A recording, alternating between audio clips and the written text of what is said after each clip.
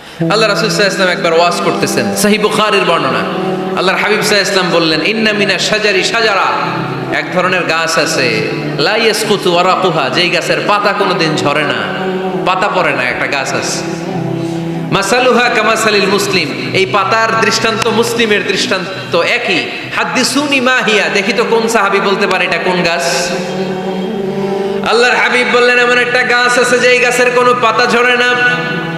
এই পাতার দৃষ্টান্ত, গাছের দৃষ্টান্ত, মুমিনের দৃষ্টান্ত একরকম। ফাহাদ্দিসুনি মা হিয়া, কে আছো বলতে পারো এটা কোন গাছ? কেউ পারে না। সাহাবারা মনে করছে এটা মরুভূমির কোন একটা গাছ হবে। কেউ বাড়ির পাশে যে খেজুর গাছ আছে এটা খেয়াল করে নাই, সবাই চলে গেছে অন্য গাছের দিকে। ক্যাকটাস, গুলমলতা, মরুভূমির রেয়ার যে গাছগুলো আছে, দুর্লভ দুষ্প্রাপ্য গাছগুলো, তারা এক একজন একটার পর নাম বলতে আরম্ভ করলো। আল্লাহ রাসূল সাল্লাল্লাহু আলাইহি ওয়াসাল্লাম বললেন হয় নাই, একজন বলে একটা, আল্লাহর হাবিব বললেন হয় নাই। সব শেষে কেউ যখন পারে না, আল্লাহ রাসূল সাল্লাল্লাহু আলাইহি ওয়াসাল্লাম বললেন ইন্নাহা নাখলা, এটা খেজুর গাছ। এটা কি গাছ? সবাই বলেন কি গাছ? খেজুর গাছ। কেউ পারে নাই। ওয়াজ শেষ, নসিহত শেষ, সবাই বাড়ি ফিরে যাচ্ছে। সাইয়েদনা ওমর ফারুক রাদিয়াল্লাহু তাআলা আনহু, উনি ওনার ছেলে আব্দুল্লাহ ইবনে ওমরকে নিয়ে যাচ্ছে। আব্দুল্লাহ ইবনে ওমর হঠাৎ করে বললেন, আব্বা, আল্লাহ রাসূল যখন জিজ্ঞেস করেছিল এটা কোন গাছ, আমি কিন্তু জানতাম এটা খেজুর গাছ, আমি কিন্তু জানতাম। ওমর ফারুক বললেন, বলো নাই কেন? আব্দুল্লাহ ইবনে ওমর বলেন, আব্বা, আপনি পারেন না, আমার চাচা আবু বকর পারে না, মুরব্বী সাহাবারা কেউ পারে না, আমি মাঝখান দিয়ে কেমনে বেয়াদবি করি? সুবহানাল্লাহ পড়বেন না? ওমরে ফারুক বললেন, বলো কি, তুমি যদি আজকে বিশ্বনবীর সামনে উত্তরটা দিতে পারতা, আমার ছেলে উত্তর দিতে পেরেছে, এটা জেনে আমার বুকটা এত বড় হয়ে যেত।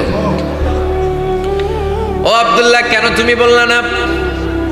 আজকে কেউ প্রশ্নের উত্তর করতে পারে নাই, তুমি যদি বিশ্বনবীর সামনে দাঁড়িয়ে প্রশ্নের উত্তর করতে পারতা, আমার বুকটা এত বড় হয়ে যেত। কেন বললা না? তুমি বললে আমি বড্ড খুশি হয়ে যেতাম। সুবহানাল্লাহ পড়েন। তার মানে মাঝে মাঝে জুনিয়ররা সিনিয়রদেরকেও হার মানায় দেয়, এরকম আছে না নাই? এজন্য পরামর্শ করবেন, অবশ্যই পরামর্শ করবেন।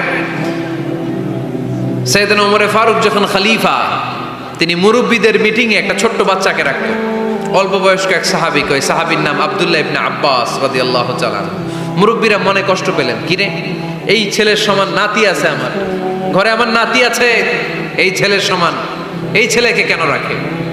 ওমর ফারুক বললেন, একদিন দেখাই দিব আপনাদেরকে কেন রাখি। ওমর ফারুক একদিন সবাইকে বললেন, ইদা জাআ নাসরুল্লাহি ওয়াল ফাতহ ওয়া রাআইতান নাসা ইয়াদখুলুনা ফি দীনিল্লাহি আফওয়াজা। এটা কোন প্রেক্ষাপটে নাজিল হয়েছে আপনারা কে জানেন বলেন তো? এক সাহাবী বললে, এই সূরা দ্বারা বোঝানো হয়েছে আমাদের যখন বিজয় অর্জিত হবে তখন যেন আমরা বেশি বেশি আল্লাহর প্রশংসা করি। ওমর ফারুক বললেন, উত্তর হয় নাই। আরেক বয়স্ক সাহাবী বললেন, আমাদেরকে রব্বুল আলামিন বড় বড় শহর বিজয়ের ব্যাপারে আদেশ দিয়েছে, এই সূরা দ্বারা আমি এটা বুঝেছি। ওমর ফারুক বললেন, হয় নাই। কেউ যখন উত্তর করতে পারে না, ওমর ফারুক বললেন, ও আব্দুল্লাহ ইবনে আব্বাস, তুমি এই সূরার ব্যাপারে কি জানো? আব্দুল্লাহ ইবনে আব্বাস বলেন, হুয়া আজালু রাসূলিল্লাহ, এই সূরা দ্বারা বিশ্ব নবীর আগাম মৃত্যুকে বোঝানো হয়েছে। ইদা জাআ নাসরুল্লাহি ওয়াল ফাতহ, নবী হে, যখন বিজয় আসবে, আল্লাহর পক্ষ থেকে সাহায্য আসবে, ওয়ারাআইতান নাসা ইয়াদখুলুনা ফি দীনিল্লাহি আফওয়াজা, আপনি দেখবেন দলে দলে বানের পানির মতো লোকজন কালিমার ছাতার নিচে প্রবেশ করতেছে। তো সবাই যখন কালিমা পড়ে মুসলমান হয়ে যাবে, সবাইকে মুসলমান বানানোই ছিল বিশ্বনবীর মিশন। মিশন যখন কমপ্লিট, নবী থাকার পৃথিবীতে আর দরকার নাই। এই সূরা দ্বারা আল্লাহ বুঝিয়েছেন বিশ্বনবী পৃথিবীতে আর বেশি দিন বেঁচে নাই। চিল্লায় বলেন ঠিক কিনা? ওমর ফারুক ডেকে বললেন, আব্দুল্লাহ, মারহাবা, মারহাবান বিকা ইয়া আব্দুল্লাহ ইবনে আব্বাস। ও আব্দুল্লাহ ইবনে আব্বাস, মাশাআল্লাহ তাবারাকাল্লাহ, কেউ সঠিক উত্তর না দিতে পারলেও তুমি সঠিক উত্তর দিয়েছো। তুমি এই সূরার ব্যাপারে যতটুকু জানো আমিও জানি ততটুকু, পড়েন সুবহানাল্লাহ।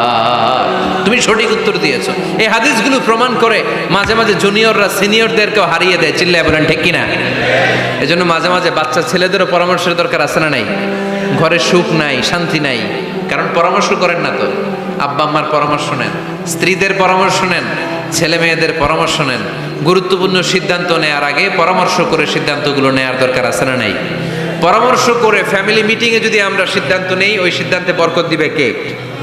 আওয়াজ করে বলেন, ওই ঘরটারে বরকতময় করে কে? কয়টা গেল? 7টা। 8 নাম্বার হচ্ছে, প্রত্যেকটা ঘরে এক একটা পারিবারিক পাঠাগার গড়া চাই, ফ্যামিলি লাইব্রেরি। কার কার ঘরে পারিবারিক পাঠাগার আছে দেখি সুজানগরে? মাশাআল্লাহ, মাশাআল্লাহ পড়েন, আওয়াজ করে পড়েন মারহাবা। যাদের ঘরে নাই তাদের ঘরে একটা পাঠাগারের দরকার আছে না নাই? একটা শোকেস বানাবেন, ওখানে ইসলামী বইগুলো রাখবেন, ইসলামী সাহিত্যগুলো রাখবেন, তাফসিরগুলো রাখবেন, হাদিসের বইগুলো রাখবেন। একটা পারিবারিক পাঠাগারের দরকার আছে না নাই? কোরআনের প্রথম আয়াত হয়েছে পড়ো। কোরআনের প্রথম আয়াত কি?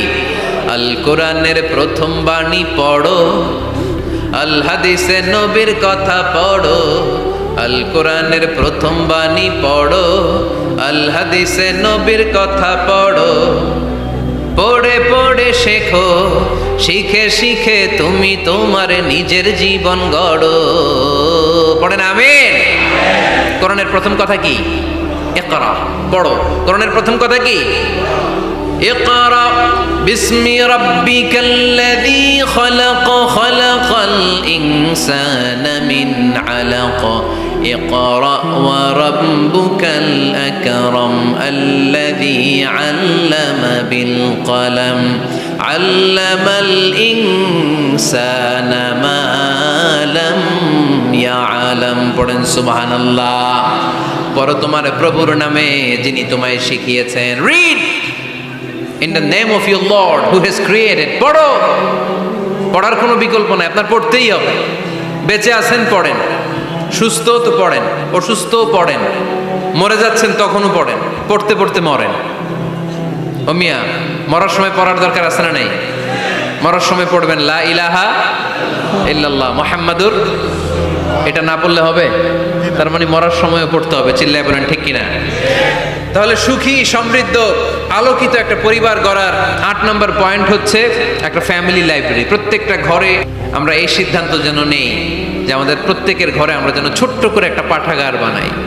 ওখানে যেন বিভিন্ন ধরনের বই, বিভিন্ন ধরনের বইয়ের কালেকশন রাখি। বই কিনুন, বই পড়ুন, প্রিয়জনকে বই উপহার দিন। বই কিনে কেউ কোনোদিন দেউলিয়া হয় নাই, ঠিক কিনা? পড়তে রাজি আছেন তো? এই যে কোরআনের বঙ্গানুবাদ পাওয়া যায় না এখন, কথা বলেন। স্মার্টফোন আছে কার কার দেখি? হ্যাঁ, কারা কারা স্মার্ট দেখি? হাজার হাজার স্মার্ট, মাশাআল্লাহ। এই স্মার্টফোনের ভেতরে আল কোরআন নামে বাংলায় কোরআনের একটা অ্যাপস পাওয়া যায়, কথা বলেন। পাওয়া যায় কি যায় না? আজকে থেকে এই অ্যাপসটা ডাউনলোড করে প্রতিদিন 1 আয়াত 2 আয়াত 3 আয়াত করে পড়া শুরু করে দেন। বাঁচতে হলে পড়তে হবে, বাঁচতে হলে জানতে হবে, ঠিক কিনা? এই স্লোগান আমাদেরকে শেখায়। এই স্লোগান তো আল্লাহ, এই স্লোগান দিয়েই তো আল্লাহ কোরআন শুরু করছে। ইকরা বিসমি রাব্বিকাল্লাযী খালাক। বাঁচতে হলে জানতে হবে, বাঁচতে হলে পড়তে হবে, পড়ার কোনো বিকল্প নাই। আওয়াজ করে বলেন ঠিক কিনা? সুজানগরের রায়েরা, মোবাইলের অ্যাপসের ভিতরে আমরা কোরআন রাখতে রাজি আছি তো সবাই? হাদিসের অ্যাপস ডাউনলোড করতে রাজি আছি তো? বাস রাজি আছি, ডাউনলোড করে রাইখা দেবো, আর কেউ পড়বো না নাকি? হ্যাঁ, প্রতিদিন একটা আয়াত হলেও যেন আমরা পড়ি। আল্লাহ যা বলা দরকার সব বলে দিয়ে গেছে, নতুন করে আর কিছু বলবে না। আমরা যেন পড়াশোনা করি, আমরা যেন একটা পাঠাগার বানাই। আবারও কখনো আসার সুযোগ হলে আমি জিজ্ঞেস করবো, যদি আমার মনে থাকে যে আপনাদের পাঠাগার আছে কার কার ঘরে, সেদিন সবার হাত তুলতে হবে। এমনি পারা যাবে তো? আল্লাহ তুমি তৌফিক দাও।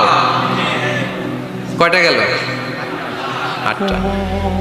ঘরের সুখ শান্তি ফিরে আনার 9 নাম্বার খুব জরুরি একটা পয়েন্ট, সেটা হচ্ছে ফ্যামিলি মেম্বারসদের মধ্যে মিউচুয়াল রেসপেক্ট লাগবে, পারস্পরিক শ্রদ্ধাবোধ। কেউ কারো দোষ খোঁজা যাবে না, কিন্তু আমরা দোষ খোঁজায় ব্যস্ত, ঠিক কিনা? ইগো ইগো ইগো আমাদেরকে শেষ করে দিল। ইগো প্রবলেম আছে না নাই? বৌমা শাশুড়ির দোষ খোঁজে, শাশুড়ি দোষ খোঁজে বৌমার। এগুলো আমাদের এলাকায়, সুজানগরে নাই। হ্যাঁ, আছে আছে আছে। ফ্যামিলিটা জাহান্নামের টুকরা হয়ে গেছে। বউ শাশুড়ি দেখতে পারে না, শাশুড়ি বউ দেখতে পারে না, আছে না নাই? এর কারণটা কি শুনি বলেন? 3টা উত্তর নিব এখান থেকে। একজন বলেন যে বৌমা শাশুড়ির পিছনে লাইগা থাকে, আর শাশুড়ি বৌমার পিছনে লাইগা থাকে।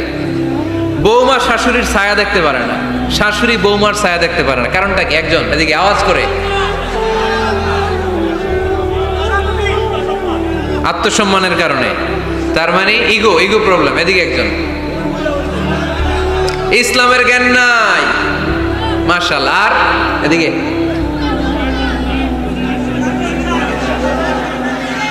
স্টার জলসা, পাওয়া গেছে। স্টার জলসায় যা দেখায় ওইটাই ঘরে চলে না।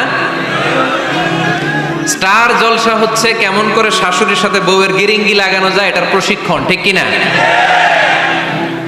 ভয়ঙ্কর। তাহলে এগুলো দেখা বাদ দিতে হবে। এগুলো যতক্ষণ ঘরে থাকবে হবে না, হবে না। রিমোট কন্ট্রোল কেড়ে নিবেন, কেড়ে নিয়ে মাইল লাগাই দিবে।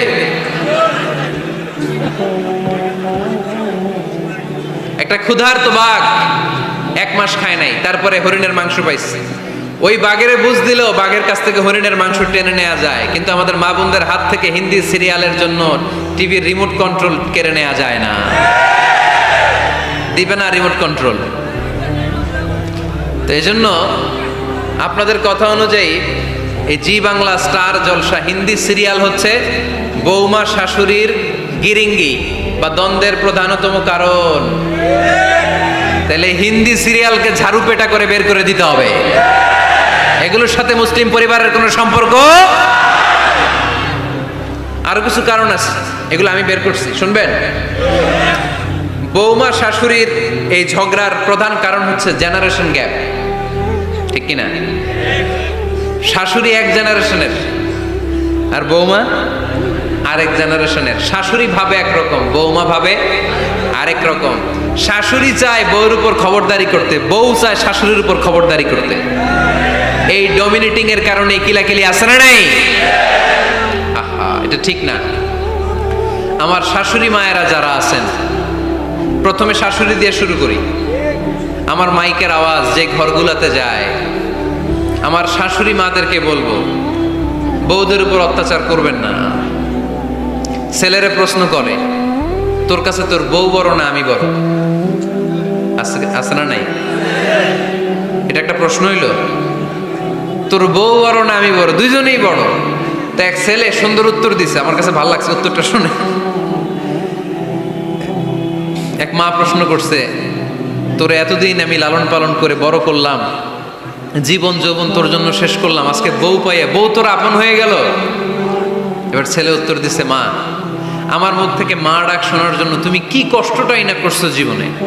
10 মাস আমারে পেটে ধারণ করলা, খাইতে পারো নাই, বমি করছো, খালি ওষুধ খাইছো, তোমার পেট কেটে আমারে বের করা হয়েছে, 2 বছর আমারে দুধ খাওয়াইছো, পেশাব পায়খানা পরিষ্কার করেছো। বয়স যখন 3-4 তখন তোমার আমি মা ডাকছি। এই মা ডাকটা শোনার জন্য তুমি এত কষ্ট করছো। আর আরেকবারের মাইয়া এই ঘরে আইসাই তোমার মা ডাকা শুরু করছে। যেই মেয়েটা তোমারে মা ডাকে সে আমার আপন হবে না কেন মা?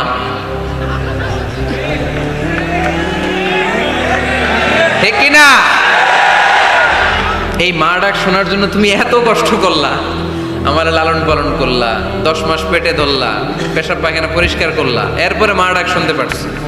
আর আরেকবারের মেয়ে জানা নাই চিনা নাই এসেই তোমার ডাকা শুরু করছে মা। তো যে আমার মারে মা ডাকে তার স্থান তো আমার কলিজায়, ঠিক কিনা? শাশুড়ি আম্মারা যারা আছেন, প্লিজ বৌমাদেরকে কষ্ট দিয়েন না। অনেক শাশুড়ি আছে পান থেকে চুন খসলে রেগে যায়, পদে পদে স্ত্রীর ভুল ধরে, বউয়ের ভুল ধরে, আছে না নাই? এটা করবেন না। সে তো নতুন, আপনার অনেক এক্সপিরিয়েন্স হতে তার সময় লাগবে। তাকে সময় দিন, তাকে ভালোবাসুন, ঠিক কিনা? না বুঝে সামান্যতে বৌমারে বদদোয়া দেয়, এরকম আছে না নাই? কিন্তু বুঝতে চায় না, বৌমারে যদি বদদোয়া দেয় তাহলে তার নিজ ছেলের পরিবারের ক্ষতি। পেটে ধরা যে ছেলে, ছেলের পরিবারের কিন্তু ক্ষতি, তার আপন নাতি নাতনিদেরই ক্ষতি। আওয়াজ করে বলেন ঠিক কিনা? বৌমাকে বদদোয়া দিয়েন না। বৌমাকে নিজের মেয়ের মতো দেখবেন। সমাধান আমি দিচ্ছি। কেমন দেখতে হবে? নিজের মেয়ের মতো। নিজের মেয়ে সকালে ঘুম থেকে ওঠে 11টা, ওইটা সমস্যা নাই। বৌমা কেন উঠলো না, ওইখানেই ঝামেলা, আছে না নাই? মেহেরবানি করে আপনার বৌমাকে আপনার নিজের মেয়ের মতো দেখেন। নিজের মেয়েরে যেমনি আদর করেন তাকেও অমনি আদর করেন। আপনার বৌমারে যদি আপনি কষ্ট দেন, মনে রাখবেন আপনার নিজের মেয়েটাও আরেকবারের বউ হয়ে কয়েকদিন পরে যাবে। আপনি যা যা করবেন আপনার মেয়েকেও তারা ওই রকম কষ্ট দিয়ে বাড়িতে ফিরিয়ে দিবে। চিল্লায় বলেন ঠিক কিনা? খবরদার, টিট ফর ট্যাট। ইট্টি মারলে পাটকেলটি খেতে হয়। এজন্য শাশুড়ি আম্মা জানারা যারা আছেন, বৌমার সাথে খারাপ আচরণ করবেন না মেহেরবানি করে। তাকে আপনি কষ্ট দিলে আপনার নিজের মেয়েটাও আরেক বাড়ির বৌমা হবে, সেও ওই বাড়িতে এই কষ্টগুলো ভোগ করবে। এগুলো যখন আপনি শুনবেন তখন আপনার চোখ দিয়ে পানি পড়বে কি পড়বে না? পড়বে। এবার আসেন বৌমার কথা বলি। বৌমা যারা আছেন মেহেরবানি করে, বৌমা যারা আছেন মেহেরবানি করে আপনার শাশুড়ি আম্মাকে নিজের মায়ের জায়গায় রাখবেন। আপনার বাড়ি ছেড়ে নতুন বাড়িতে আসছেন, তো এটাই তো আপনার বাড়ি। আপনার মা রেখে দিয়ে নতুন মা পাইছেন, এটাই তো আপনার মা। তো ওনাকে মায়ের জায়গায় বসাতে আপনার সমস্যাটা কোথায়? বৌমারা খেয়াল রাখবেন, আপনি আপনার শাশুড়ির সাথে যে আচরণটা করতেছেন, আপনার শেষ বয়সে আপনার ছেলের বিয়ে দেওয়ার পরে যেই বৌমাটা আসবে ওই আচরণই আপনাকে ফিরিয়ে দিবে। The nature has its own return. প্রকৃতির একটা মাইর আছে, এটা শেষ মাইর, এটা শেষ খেলা। প্রকৃতির খেলা বড় খেলা। আপনি আপনার শাশুড়ির সাথে যে আচরণ করবেন, আপনার শেষ বয়সে আপনিও একদিন শাশুড়ি হবেন, এটা মাথায় রাখবেন। ওই আচরণই আপনি ফিরে পাবেন। আওয়াজ করে বলতে হবে ঠিক কিনা?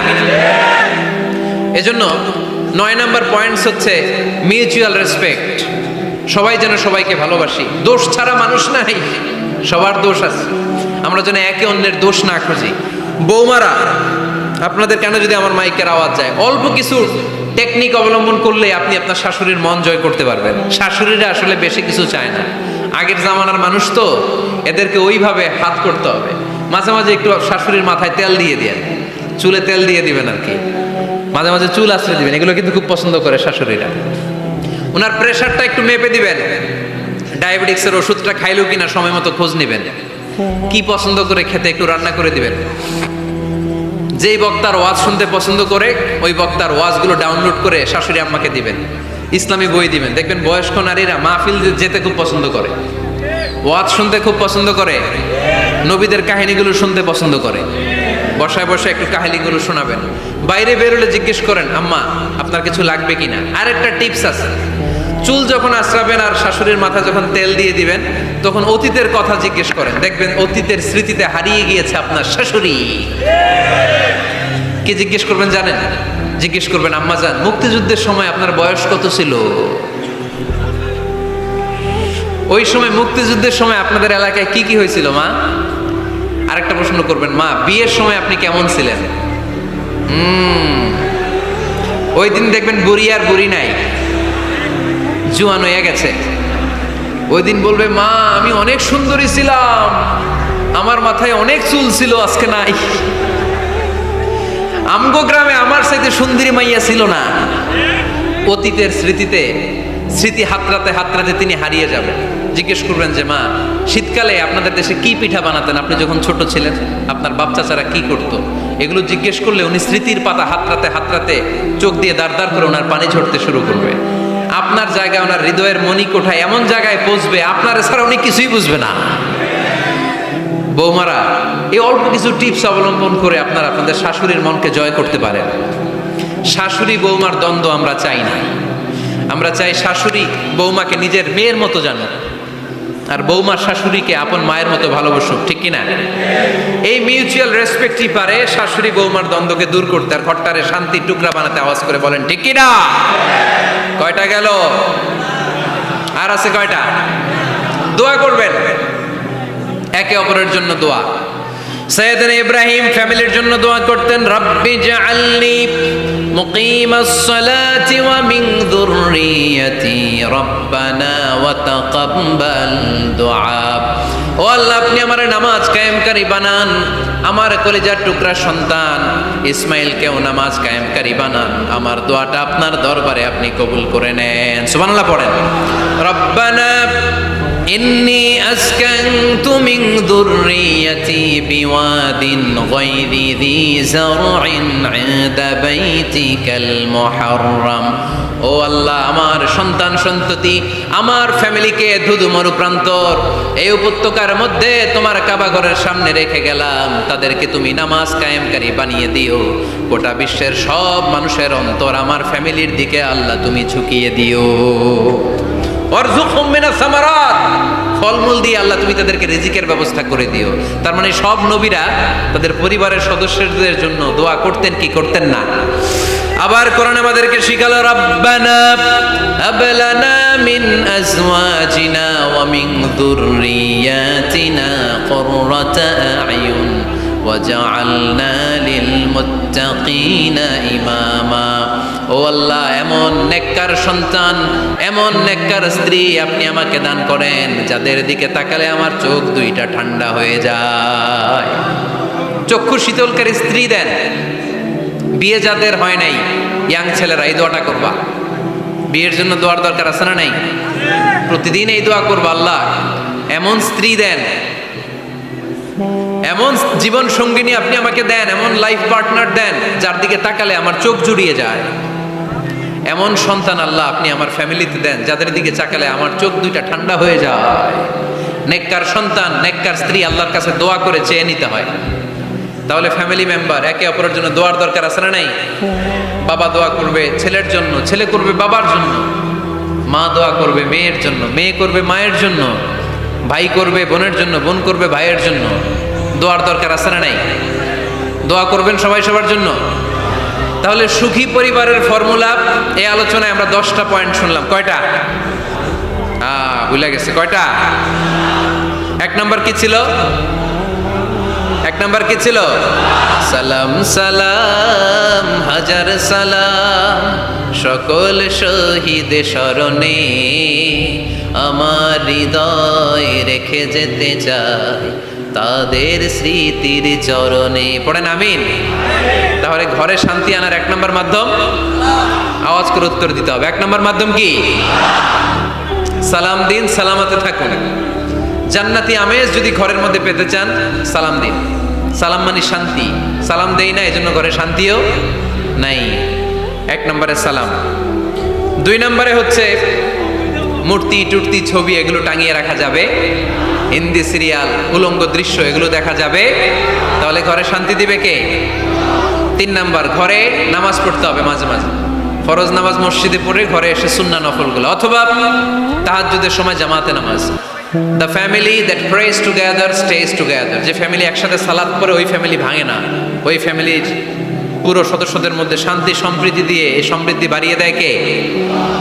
4 নাম্বার, একসাথে খাবার খাবেন। 5 নাম্বার, একে অপরকে কোরআন তেলাওয়াত করে শোনাবেন। ফজরের পরটা যেন হয় কোরআনের সুমধুর ধ্বনি দিয়ে মুখরিত আমাদের ঘর। স্ত্রীর কোলে মাথা রেখে কোরআন তেলাওয়াত করবেন। মাসে একটা সূরা নির্ধারণ করে